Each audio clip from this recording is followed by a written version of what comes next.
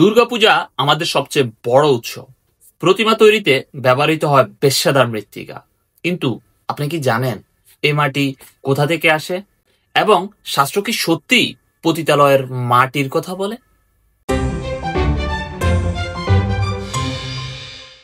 নমস্কার সবাইকে, সনাতনী জ্ঞানকোষ চ্যানেলের পক্ষ থেকে আছি আমি বিকাশ গোস্বামী। আশা করি সবাই অনেক ভালো আছেন, আর আপনাদের আশীর্বাদে আমি অনেক ভালো আছি। দুর্গাপূজার মানে শুধু উৎসব নয়, এটি আমাদের সংস্কৃতি, ভক্তি এবং বিশ্বাসের এক অনন্য প্রতিফলন। এই সময়ে প্রতিমা তৈরিতে যে কয়েকটি বিশেষ উপাদান লাগে তার মধ্যে পেশাদার মৃত্তিকা একটি। এই উপাদানটি নিয়ে আমাদের সমাজে এমন একটি ভুল ধারণা প্রচলিত আছে যা অনেকে জানেনই না। আজ আমরা সেই মিথ্যার পর্দা সরিয়ে আসল সত্যটা জানার চেষ্টা করব। শাস্ত্রে বেশ্যা কারা? আমরা অনেকেই মনে করি বেশ্যা মানে হলো পতিতা, কিন্তু শাস্ত্রের গভীরতা আর শব্দের মূল অর্থ জানলে আমরা অবাক হয়ে যাব।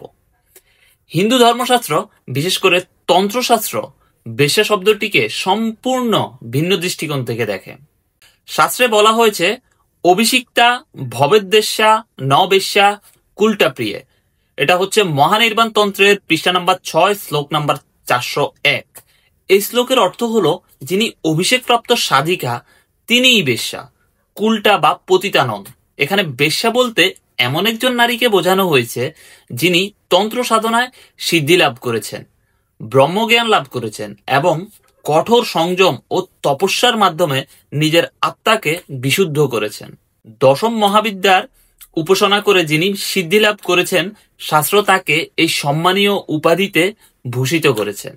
এই ব্যাখ্যার সমর্থক পণ্ডিতগণ হচ্ছে স্বামী পূর্ণব্রতানন্দ গিরি। তিনি তার লেখনীতে এই শ্লোকের ব্যাখ্যা করেছেন। তাছাড়া ডক্টর সুমিতা রায়, উনি হচ্ছে বেনারস হিন্দু ইউনিভার্সিটির একজন প্রখ্যাত অধ্যাপক, যিনি তন্ত্র সাধনা নিয়ে গবেষণাপত্র লিখেছেন। পেশাদার মৃত্তিকা বলতে কি বোঝায়? এটি পতিতালয়ের মাটি নয়, বরং একজন সিদ্ধা সাধিকার বাড়ির মাটি। এই মাটি শুধু পবিত্রই নয়, এটি সেই সাধিকার তপস্যার শক্তি ধারণ করে। শাস্ত্রীয় দৃষ্টিকোণ থেকে এই মাটি নারীর পবিত্রতা ও শক্তির প্রতীক। এর মাধ্যমে সৃষ্টিকর্তা নারীকে যে সম্মান দিয়েছেন তা প্রকাশ পায়।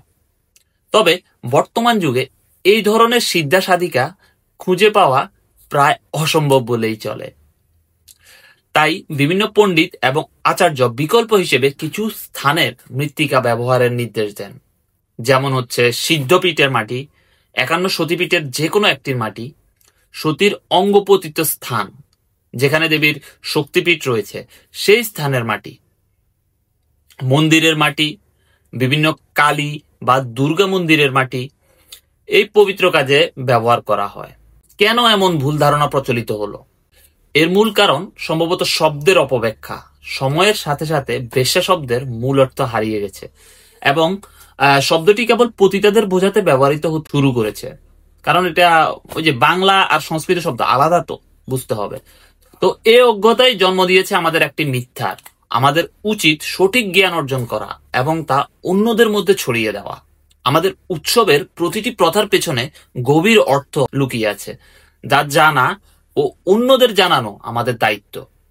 তো ভিডিওর শেষে আমার প্রশ্ন হলো, এবার আপনারাই বলুন, দুর্গাপূজার পবিত্র প্রতিমা কি কোনো অপবিত্র জিনিস দিয়ে তৈরি হতে পারে?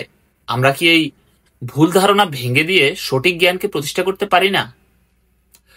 কমেন্ট বক্স খোলা আছে, আপনারা কমেন্ট করতে পারেন, এই বিষয়ে আপনাদের মতামত তুলে ধরতে পারেন। ধন্যবাদ, সবাই ভালো থাকবেন। নমস্কার, হরে কৃষ্ণ।